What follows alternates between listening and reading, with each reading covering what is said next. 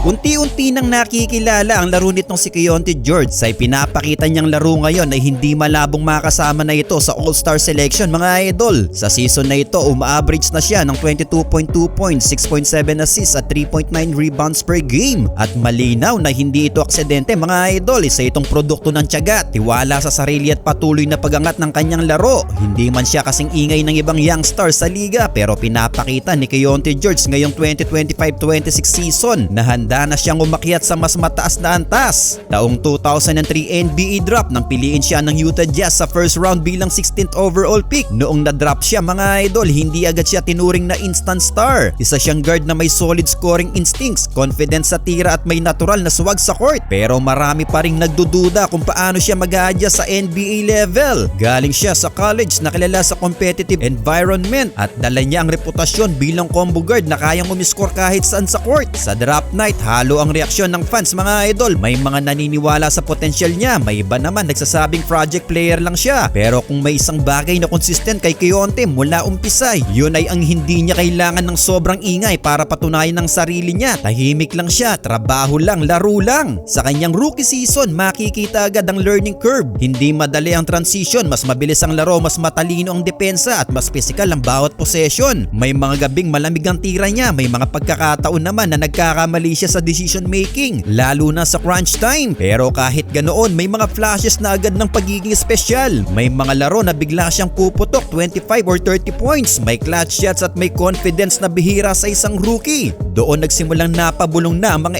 NBA fans na may something sa batang ito. Unti-unti natuto siya magbasa ng depensa, pumili ng tamang tira at mas maging patient sa opensa. Habang tumatagal ang kanyang NBA journey, dumarami rin ang kanyang career high moments. May mga laro na nag-record siya ng personal best sa scoring, may 35-point explosion, may game na halos flawless ang shooting niya mula sa 3-point line. May mga gabing siya ang dahilan kung bakit nananalo ang team kahit mas kilala ang ibang pangalan sa roster. Hindi lang scoring ang umangat, may mga laro rin na career high sa assist. Pinapakita na kaya niya maging playmaker kapag kailangan. Hindi lang siya scorer, leader na rin siya sa court. Alam niya kung kailan siya atake at kung kailan niya dapat pagkatiwalaan ng kakampi. At dito nagsimulang magbago ang tingin ng marami sa kanya mga idol. Hindi lang siya promising guard, isa na siyang reliable option lalo na sa opensa. Ang tunay na sukatan ng pagiging star sa NBA ay hindi lang sa isang magandang laro kundi sa consistency, at dito talaga nag-shine si Keyonte George mga idol. Sa bawat season makikita mong mas kontrolado na ang galaw niya, mas kalmado sa pressure situations at mas matalino sa paggamit ng oras at space. Hindi na siya basta-bastang nagmamadali, alam na niya kung paano i-manipulate ang depensa. Isang hesitation dribble dito, isang step back three doon, tapos biglang drive papasok. Ang gandang panoorin ng evolution ng laro niya mga idol. Ngayon dumating na tayo sa 2025-2026 season at masasabi natin ito na ang statement year ni Keyonte George. Ang average niya ngayong season 22.2 points per game, 6.7